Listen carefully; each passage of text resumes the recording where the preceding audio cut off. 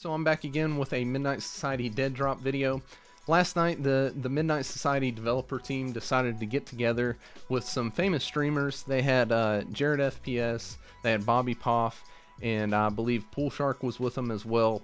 And they just decided to live stream them playing some Deadrop. And in Rob's stream, he was talking about Snapshot 3, and there was a lot of kind of hidden stuff in there that I don't think a lot of people really noticed. I haven't seen anyone really talking about it. And so I kind of handpicked about 3 things that he said that I think is a big deal, enough to make a video on.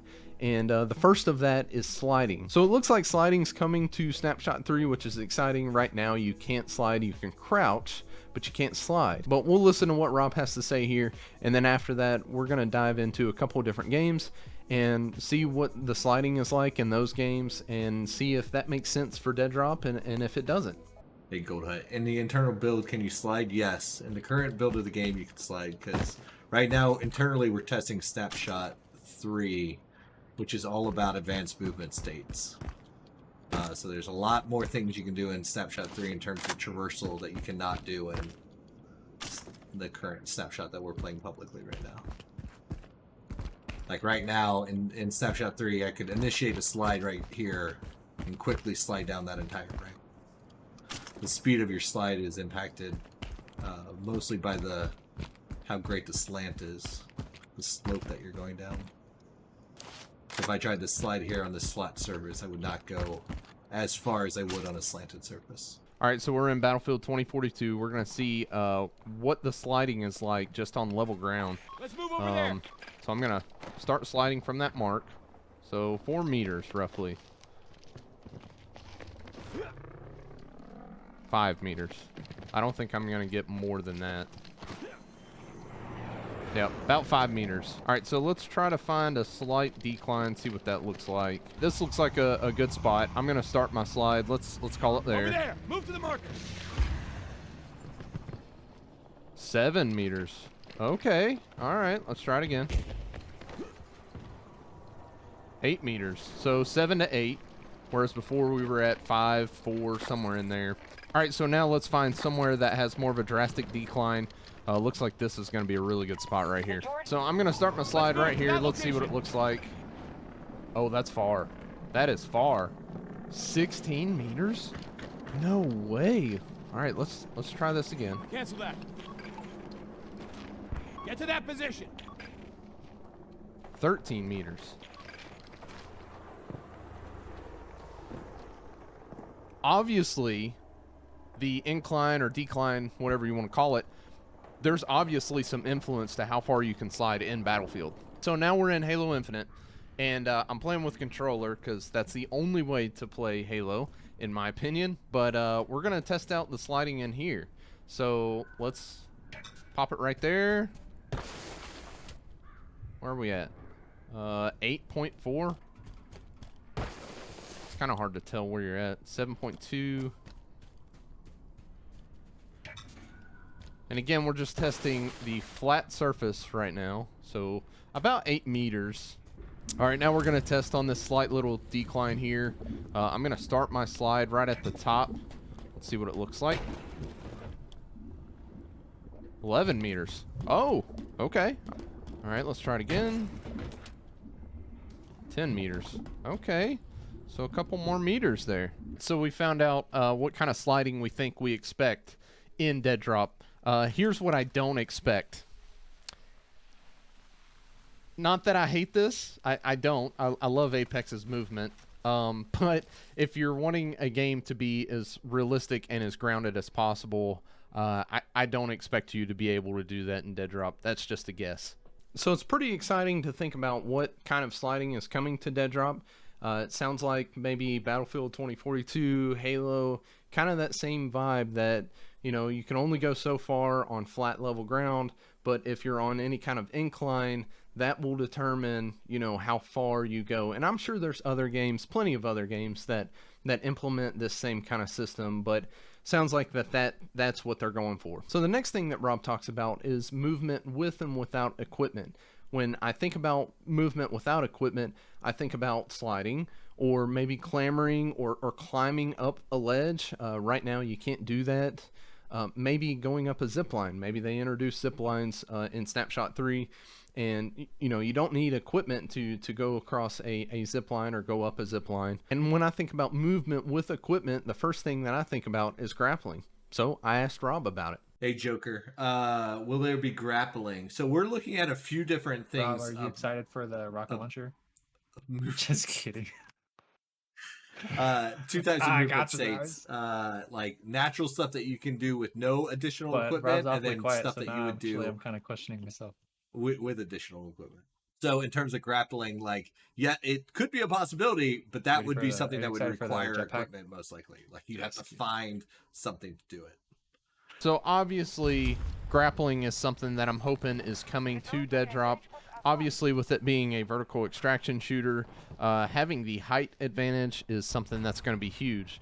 And, Blackout had grappling, Halo has grappling, 2042 has grappling, and I just think that 2042 probably has the most grounded out of all those games. You can't swing wide and whip around a corner real quick. It's just a very basic, very grounded grapple, and then there's a cooldown on it. So if this is something that you're able to pick up in Deadrop, maybe you've only got, like, if you pick it up, you've only got like 5 uses, and there's a cooldown of maybe 10 seconds per use or whatever it is. But obviously, this one's just, it's slow, you're not zooming around. I think if they're wanting to keep Deadrop pretty grounded, this kind of grapple style would be the way to go. So there's one other character that's associated with movement, and that's Sundance. So they really don't have equipment per se, but they have a wingsuit, and you're able to deploy from way up top, and you can fly halfway across the map, if not the entire map, in just a few seconds. So let's go ahead and test that out, see what it looks like. Do I think that Midnight Society is gonna throw this in Deadrop? I really don't, because it seems like they want to keep it as grounded as possible. But let's just see how far we can get. Can I get to C1? I bet I can, or at least very, very close. I can at least get to this crane here while I'm getting shot at. So that's as far as I can get. So you can see, I mean, I was way up there. What is that, 180 meters?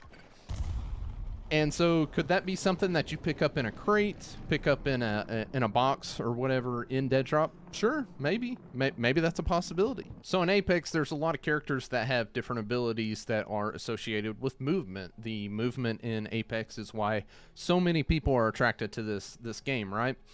You think about Octane with this pad that you can throw down. You can jump super high, super far. But in Deadrop, there's fall damage. In Apex, there's not fall damage. So it fits in this genre. The only grounded piece of equipment in Apex that I can think of that would fit in Deadrop is Pathfinder's ability here, which is a zipline. So let's go there. And so what you can do is you can set up this permanent zipline now for anybody to traverse on. So your squad, if you want to go up high in Deadrop, think about the proving grounds and how high that map is. There's a lot of height to it, and so having this to not only for you to be able to traverse up and down, but your entire squad to go up and down as you please throughout the match, this would be huge in Deadrop, right?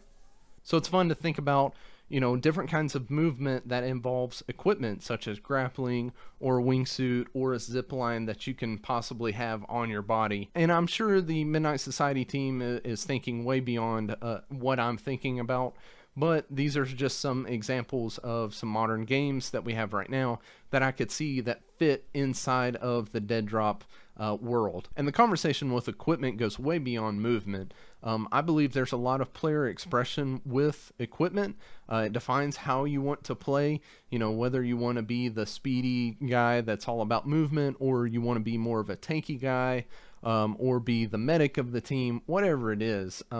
There's equipment out there for anybody, and I think that creates player diversity and allows for people to play how they want to. So thinking about what's going to be lootable in the Deadrop space is pretty exciting to think about. I'm really excited to see what they come up with. And then really quickly, just the last thing that Rob talks about is the map changes that are coming to Snapshot 3. Oh man, Monster. The progress between builds is insane. We're trying, man. We're cranking away. Like right now, it's just like iterating on that super core gameplay, get a lot of that feeling feedback that you guys gave us from Snapshot 2, and that's what we're cranking on right now. The changes to the map like are impressive. Like what Brad's been doing to the map between Snapshot 2 and Snapshot 3. I think you guys are really going to love. All right, now really quickly, I just want to go over what Rob just said. So, you know, there's going to be some map changes that come to Snapshot 3. And we don't know what that looks like. Maybe there's some structural changes, maybe not, but here's what I'm guessing. So right now, the Proving Ground is in a blockout state, right? This is what it looks like right now. And in our Series 1 variant guide that they gave us at the beginning of Snapshot 2, they've got snapshot art phases. And so you've got 4 phases here, right? You got blockout, proxy, refinement, and polish. Again, we're here with the Proving Ground right now. And so what I expect maybe, and I could be wrong, is maybe they've progressed through these phases. Maybe we only get it in the proxy stage. Maybe we get it at the refinement stage. Who knows? With how fast that Midnight Society is moving with everything, maybe we're in the polish stage. Again, we're just speculating right now, just a guess, but you know, we could be seeing the Proving Ground at this polished stage. It could be a combination of maybe we get to see some progress as far as the art phasing goes. Maybe we get it in the refinement stage, and but they've also made some structural changes to the Proving Ground. Maybe there's zip lines that get you up and down. Maybe there's more ramps and more stairs. Just to make sure that the verticality is easily accessible no matter where you're at on the map. So I'm very excited to see what Midnight Society has up their sleeve with the map changes and the movement for Snapshot 3. You know, we're only 2 snapshots deep, and it's amazed me how far and how fast they've gotten to the point that they're at right now. And I'm just a geek whenever it comes to FPS games. I have a blast with speculating and trying to figure out the next step of what's going to come out in a game. And Deadrop's no different. I really enjoy seeing what Midnight Society is doing over there. So that's going to wrap it up for today's video. If you like it, please like it. If you don't, please dislike it. Hey, if you're not subbed, please consider subbing. It helps out my channel a ton. And I hope you have a good day, and I will see you on the next one.